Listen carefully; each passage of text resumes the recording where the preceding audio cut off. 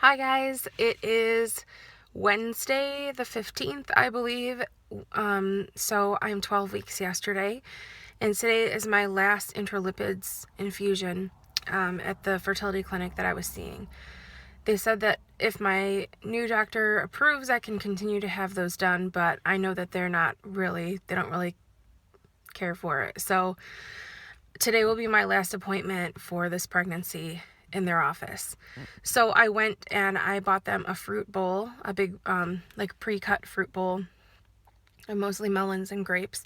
And I also got a cookie tray put together with a card for them. And I'm excited to bring that to the staff. Hopefully they're not on one of those days where there's only like 3 people working, but I'm sure that the cookies will hold up for a couple of days. So it's really bittersweet. I never thought that I'd get to the point where I would graduate from a fertility center to my regular OB.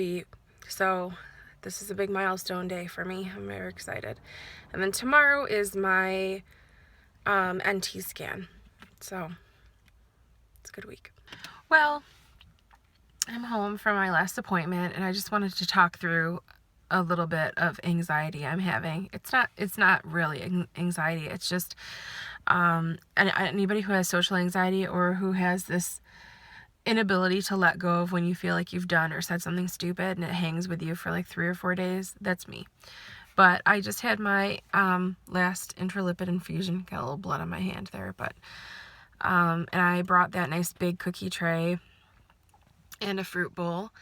And it's funny because even though that facility has really been pushing a ketogenic diet, I always got the impression that the nurses didn't follow it. They would kind of ask me about it when they knew that I was doing it. Just like, oh, what do you eat? And made it sound an awful lot like they weren't as familiar with it as, beyond what the little brochures say that they give people. Like, well, we're not infertile or we're not trying to conceive, so we don't eat that way, kind of a thing.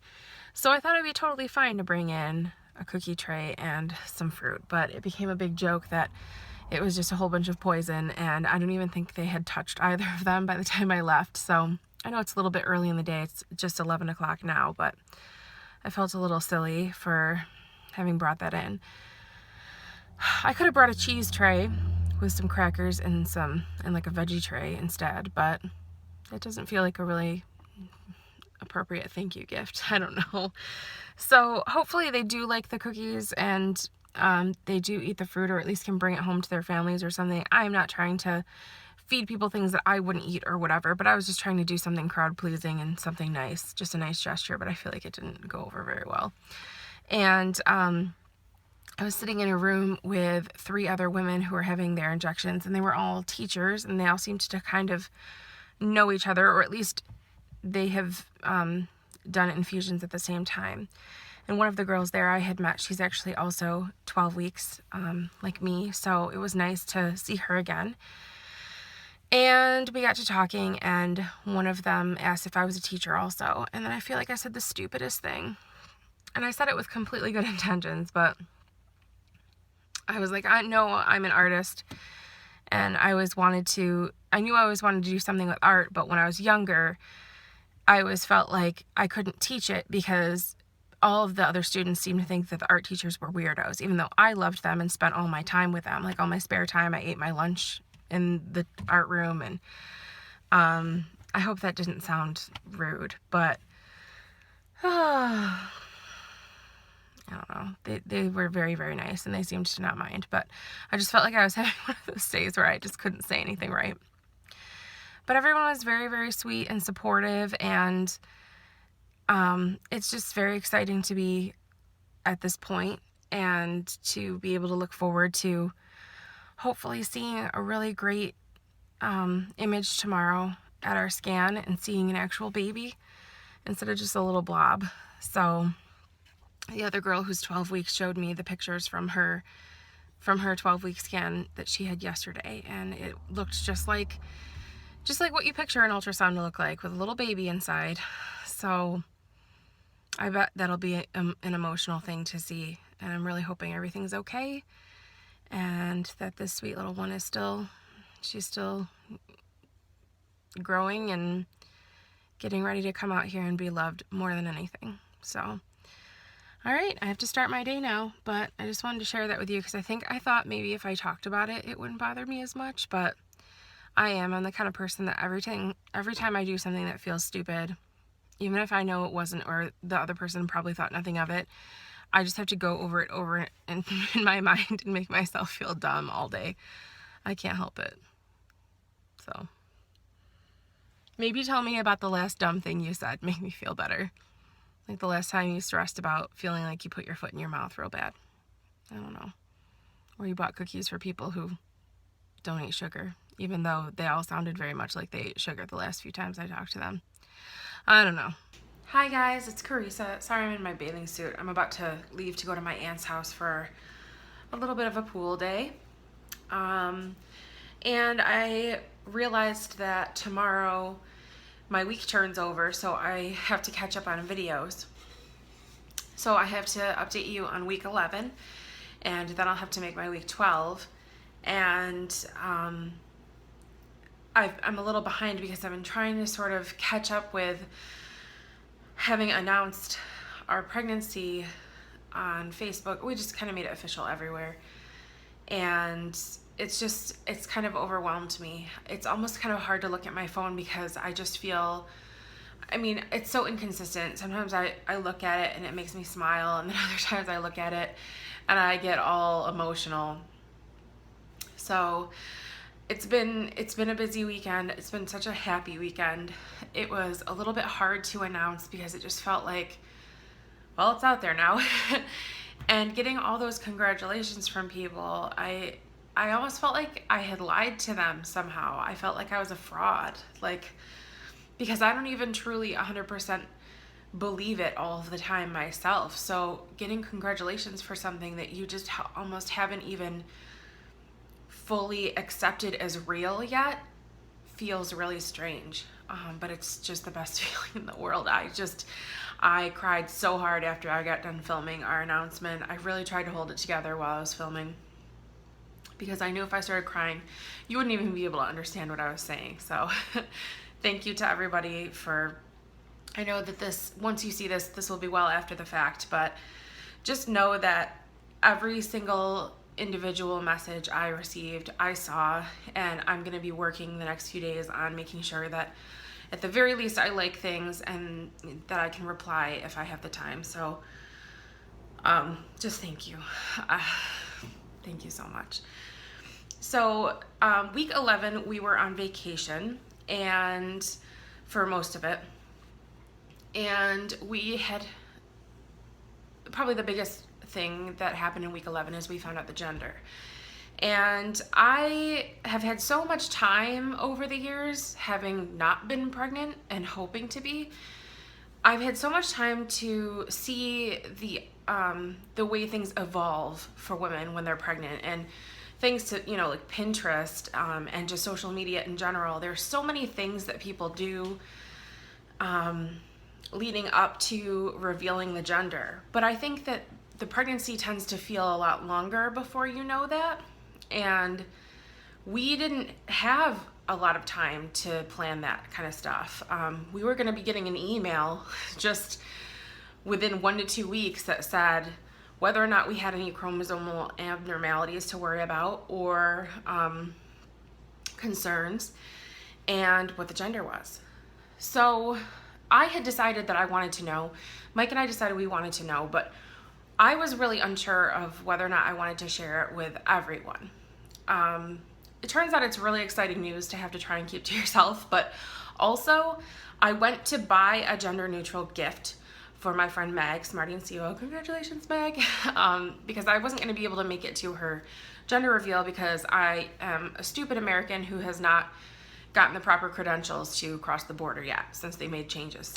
You need a passport now or an enhanced license. And I realized that I didn't have enough time to get anything like that before her party, so I went to go buy her a gender neutral gift. And it all came flooding back to me, the times that I had to do that in the past, which is rare, but I have had to do that in the past for coworkers and things. And I realized how bad the selection was, and maybe the parent who's receiving the gift doesn't mind, but I even almost felt like on behalf of the person giving a gift, I was like, they'd probably enjoy the process of giving a gift so much more if they knew the gender. And I really wanted to announce it at the shower. I thought that would be cute. But I changed my mind. And Mike kind of wanted to just let everybody know right away anyway. Had it been a boy, I think it would have been easier to keep a secret. But we're very likely going to want at least some pink things for our registry. And I think when you have a boy, you can register for just about any color and nobody will question it. But if you have pink things, I think it kind of, you know, and I'm talking in like today's society where gender fluidity and all that stuff is very, you know, it's supposed to be a very positive change, forward change, but at the same time, it's like when we're talking babies, you usually don't buy something pink for your son. I'm not saying you wouldn't, and I'm not saying there's anything wrong with it, but I think that it's very unlikely that you'll be like, I want a pink bumbo chair for my boy. So I was like, people will figure it out anyway. I'd rather enjoy telling the gender than trying to hide it and, you know, I don't know. So that's what we decided to do. I did have a dream after I think our second ultrasound when we found the heartbeat that I was having an ultrasound and I was told it was a girl. And I didn't have any gender preference and I didn't really think it was one gender or another, but I have to say that I have two very well planned and thought out boy names that I didn't even have to question. I just had them on a list. We've had those names for years. Luckily, no one else has really used them where it ruins it for us. So we were all set with boy names. So I was constantly racking my brain trying to think of girl names. So it kind of felt like maybe that was some sort of sign. The fact that I was so worried about finding girl names even early on. But to be honest, I didn't have any real, you know, feeling or pull towards one gender being the case or the other. I did kind of a little bit want a boy just for Mike, so because he's really close to his father and he has a good father-son relationship, and I thought it would be nice for him to have that. But honestly, none of that matters. He'll have a wonderful relationship with any child he has. So we received our test back, and we were negative for chromosomal abnormalities, which was such a breath of fresh air. So it did tell us, Mike opened it, because I was having a really hard time even being able to read that. It's like the most thrilling and scary thing all at once to get an email like that. And he opened it and he read it first, and he was the one who said it's a girl. I was trying to look over his shoulder, and for some reason I thought it said boy, but I thought it said boy with an exclamation point, but the exclamation point was actually the L on girl. So I thought he was gonna say boy. So when he said girl, I kind of thought he was joking. And then I immediately started crying and laughing and said, of course it's a girl, because I don't have a name for a girl. And it was such a happy morning and such a great moment. And it really helped us kind of get through the next few days until our next scan, because it had been that was in the period of time where we weren't having them weekly anymore. So that was so wonderful. As far as the way I was feeling, I think a lot of it had to do, because I didn't notice it until after we had driven all the way to New Jersey. And we got out a few times so that we could take bathroom breaks and let the dogs take bathroom breaks and have water. But I don't know if it was the combination of that or if it was unrelated, but between the extra walking I was doing and having sat in the car for several hours, I think I was experiencing sciatic pain. I've never had that before, so I had to Google it because I was like, I think that's where that happens. But it was sort of the bottom half of my butt cheek into the top of the back of my thigh on the left side. And I would just try and take it easy and stretch a little bit once I noticed it, and not overdo any, if we were walking somewhere, it was never important enough that we had to keep going, where I couldn't take a break and kind of make sure I wasn't gonna pull something else from trying to favor that side. So that comes and goes. I've only noticed it a couple of times, and it's not even really painful. It's just there. it's just uncomfortable, I guess, is what I would say. So I would like to, if you have any recommendations on anything that I can do for that, when it happens, because it's not every day. I think it's happened like 2 or 3 times since then, and it comes and goes. It's like maybe 20 minutes to an hour at the most. One thing that I'm still noticing a lot, and I can't really look into this or read about it because I don't even know what to call it, but it's basically like a tension headache, and I know I've mentioned it in the past. My sunglasses always feel too tight. I can't wear my regular vision glasses. I have to always have my contacts in because it hurts to have my glasses on. It presses into the back of my head. It feels like it's, the sensation is almost like it's swollen, but it doesn't feel swollen to the touch, if you know what I mean. So it just feels like a lot of pressure, and it instantly will give me a headache. And I don't want to take anything. I mean, I know I could take Tylenol, but let's be real, Tylenol doesn't do anything. So I'd rather not even take it because it doesn't even help. But between that and the sun, if I'm inside, I think my house gets a good amount of light, and I work under light. I have the lights on. I'm not living in a cave. But because it's summer, if I have been inside for a while and then I go outside and it's really, really warm compared to how it is in the house, because my house tends to stay pretty cool, if I go outside, I think I need to ease into it more or something because it will instantly give me a tension headache. It's almost like the sun just is too much for me, and I'll get most of the pressure and the headache in the back of my head, back here. So I'm now that I'm more aware of that, I'm going to try and be more careful. Like, I have to leave the house in a little bit here, so I'm trying to figure out, all my sunglasses are outside, so I'm trying to figure out what I'm going to do about that. But I think I'm going to start bringing a pair of sunglasses in so that I can wear them on my way out, and maybe it won't seem like so much sun all at once. I don't know. I'm not really sure. But it's very, very uncomfortable. That's probably one of the worst things I've felt. So that's not really much to complain about, I know, but that's the one thing that I'm really combating lately. I haven't had nausea or morning sickness or anything like that, but the closest I get to feeling really gaggy is when I smell eggs or when I take my pills. When I take like my multivitamin and my blood pressure medications, I usually have like a small handful of pills. Now that I'm pregnant, I take way fewer pills than I used to. I used to take tons of supplements. So now I just take a very minimal amount of maintenance medications that my doctors have me on. And for some reason, before I even just talking about it right now, before I even put the pills in my mouth, you guys know what I'm saying. I can't even talk about it anymore. It makes me I'm done with that. Another thing is that I have a sweaty butt. I know it's summertime, but this is not something that ever used to happen to me. And it's not like the middle of my butt. It's the outside, like the lower bottom, like butt cheeks area. Like, you know what I'm saying? Hey. It gets so sweaty. I'm not even like doing anything. I'm either like just sitting, it doesn't matter what I'm doing.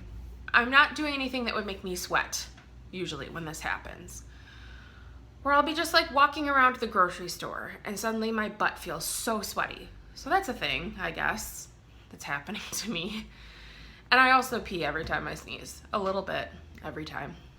I also have had very slight constipation. It's nothing that I would have to take anything for. I usually just try to make sure that I have at least one serving of high fiber cereal when I'm sort of noticing that, and it resolves itself almost immediately. So I've been lucky because I haven't really had to deal with that, but I've seen traces of it here and there, so I'm trying to prevent that if I can. Otherwise, we did make a few baby buys once we found out the gender. That was in addition to the 2 that kind of helped break us in when we were on vacation before we knew the gender. That was early in our trip. And I've made a few small purchases since then, and I think I received 1 gift so far, and I'll make a video to show that to you. That's exciting because that was something that was always really hard for me to even start to think about. And I do find myself when I'm at Target kind of wandering over just to sort of look at things. I try not to buy anything unless it's on the clearance rack so far, but I'm trying to also be mindful of the time of year that she'll be born and what size she might potentially be, but I'll have no idea, obviously. We also do have a very short list of names that we've narrowed down from a handful. I've had some names that I've sort of liked over the years, but it's kind of funny because I'm like, it's a good thing I didn't have a baby like 2 years ago, because I sort of hate those names now. It's really weird. It's strange how that changes. I'd be interested to hear if any of you feel the same way. I know there are some people who pick a name, they don't care how popular it gets, they don't care who else uses it. That's their name and they're using it. But I'm just so sensitive to that. I feel like, oh, I like that, but I know, 2 people who have a daughter with that name, or, oh, I like that, but it doesn't go with our last name. And I've been really picky, but luckily, I think my 2 favorite names are Mike's 2 favorite names also. So we're trying to sort of narrow that down. And we have plenty of time to decide. I would love to pick a name sooner than later, but I know that it's not necessary. We don't have to do it yet. We can even wait till she's here. I don't care. But I'm pretty sure that we have one that we're leaning towards right now. That is pretty much it for week 11. I did talk a lot about things from week 12 also, so maybe the next video will be shorter. But that's all for today. I hope I didn't forget anything. Thank you so much for watching.